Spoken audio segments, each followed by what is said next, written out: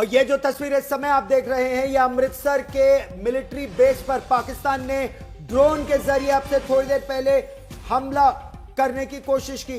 अब से थोड़ी ही देर में विदेश मंत्रालय और रक्षा मंत्रालय की बेहद महत्वपूर्ण बैठक भी होगी और उससे पहले प्रधानमंत्री नरेंद्र मोदी से मिलने पहुंचे राष्ट्रीय सुरक्षा सलाहकार अजीत डोभाल। जिस तरह से कल प्रधानमंत्री ने विस्तार से बात की थी, रक्षा मंत्री राजनाथ सिंह, राष्ट्रीय सुरक्षा सलाहकार Ajit Doval, chief of defence staff general Anil Chauhan और साथ ही साथ तीनों सेना अध्यक्ष और इंटेलिजेंस के चीफ्स, पाकिस्तान से कहां से हमला हुआ और कैसे पलटवार करना है, आतंक के सीने में वार करना है, यही भारत ने किया पिछले 10 से 12 घंटों में। अंजना, बिल्कुल। और सिंध में भी खबर आ रही है एयरबेस को लेकर, उस पर हम चर्चा करेंगे। लेकिन हिमांशु, उससे पहले पूरे देश की नजर अब कुछ देर में ही प्रेस ब्रीफिंग होनी है। रात में भी हम लोग लगातार लाइव थे और हमने दिखाया कैसे आने से अजीत डोभाल 11-12 बजे भी प्रधानमंत्री के पास ही थे, बातचीत हो रही थी, स्ट्रेटेजाइज किया जा रहा है हर कदम, क्योंकि भारत एक ऐसा देश है जो सोच समझकर आगे बढ़ रहा है। युद्ध में झोंकने की कोशिश पूरे देश को नहीं है, लेकिन पाकिस्तान जो कर रहा है उसी प्रोपोर्शन में उसे जवाब दिया जा रहा है। 10:30 बजे की अभी तक की मिली जानकारी के मुताबिक सेना की तरफ से, रक्षा मंत्रालय की तरफ से प्रेस कॉन्फ्रेंस की जाएगी। उस जानकारी का तो इंतजार रहेगा ही, लेकिन किस तरह की हलचल इस वक्त आप देख रहे हैं सरकार में, सेना में?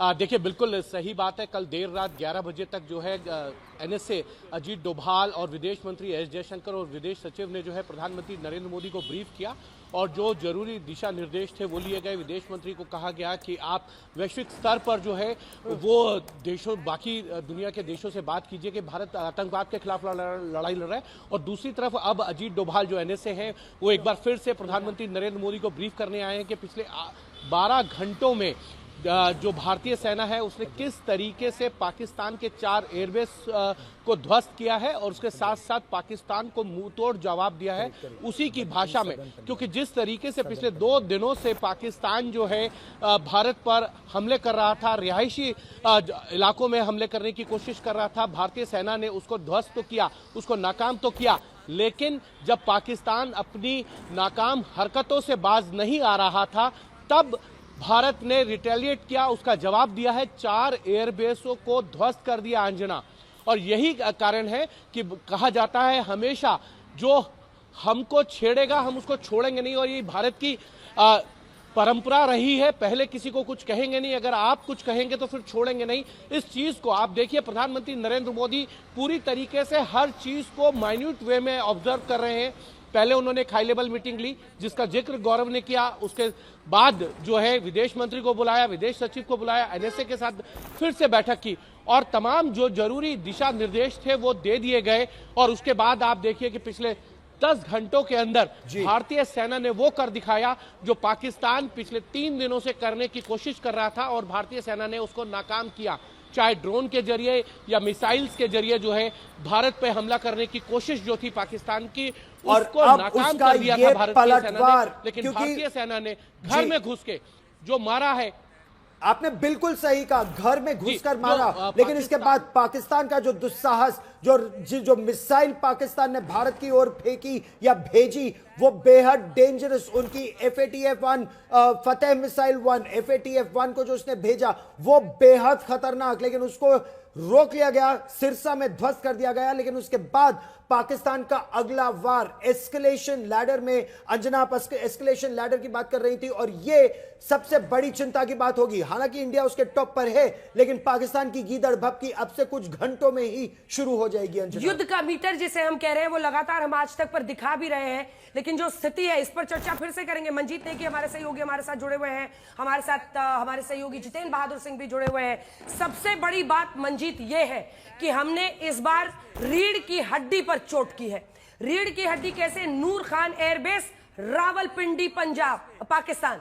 उसके बाद हमने अगर उनके रहीमयार खान एयरबेस पर हमला किया है तो ये पंजाब, पाकिस्तान है। सियालकोट से लेकर चकलाला, जहां जहां से वो हिमाकत करने की कोशिश कर रहा था, उन सब पर हम एक एक करके वार कर रहे हैं। और ये भारतीय सेना की सबसे बड़ी कामयाबी है।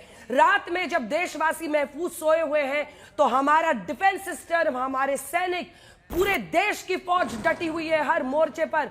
बीएसएफ अगर सरहदों पर तैनात है, हमारे लिए जंग लड़ रहा है लॉन्च पैड्स आतंकियों के खिलाफ, तो यहां पर हम एक एक करके एयरबेसेस तबाह करके जो पूरी सैन्य क्षमता है पाकिस्तान की, उसको चकनाचूर कर रहे हैं। मौसमी सिंह हमारी सहयोगी इस वक्त हमारे साथ जुड़ रही है। मौसमी, देर रात तक आप लाइव थी हमारे साथ आज तक, पर कई जगहों पर ड्रोन के जरिए हमला करने की कोशिश की है पाकिस्तान ने, लेकिन ये चाहे तुर्की मेड हो चाहे चीनी माल हो, सबको भारतीय सेना ने अपने एडी सिस्टम से जिस तरह से तबाह किया है, वो अपने आप में आने वाले दिनों में एक मिसाल बनती हुई दिखाई दे रहा है। मौसमी,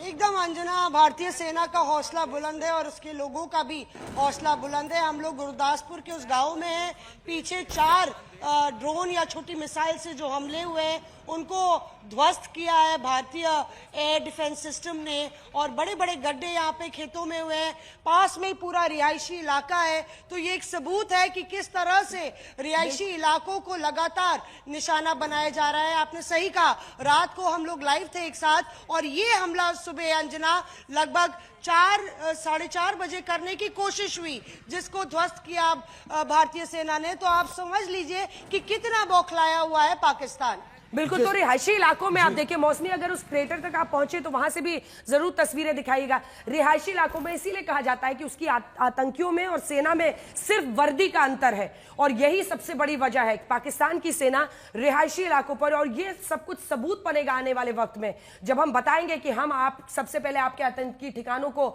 जब बर्बाद करते हैं भावलपुर मुरीदके में, तो आपको सीने में दर्द होता है। अब हम आपके मिलिट्री इंस्टॉलेशन पर कर रहे हैं, क्यों? आपके एयरबेसेस पर कर रहे हैं, क्यों? क्योंकि आप आम नागरिकों को टारगेट कर रहे हैं। और जम्मू में जिस तरह से आज मंदिरों को निशाना बनाया गया, इससे पहले पुंछ में जिस तरह पर एक गुरुद्वारे को निशाना बनाया गया, एक कॉन्वेंट को निशाना बनाया गया, ये जो कट्टर इस्लामिक आतंकवाद न केवल लश्कर ए तैयबा और जैश ए मोहम्मद, बल्कि अब पाकिस्तान की सेना का खुलकर सामने आ रहा है। और इसी पर वार अब सरकार ने किया है, भारतीय वायुसेना ने किया है, भारतीय सेना ने किया है। अर्धसैनिक बल जिस तरह से अब लॉन्च पैड्स को तबाह कर रहे हैं, यह आतंक पर एक निर्णायक लड़ाई इस समय चल रही है, जो आप सीधे आज तक पर देख रहे हैं।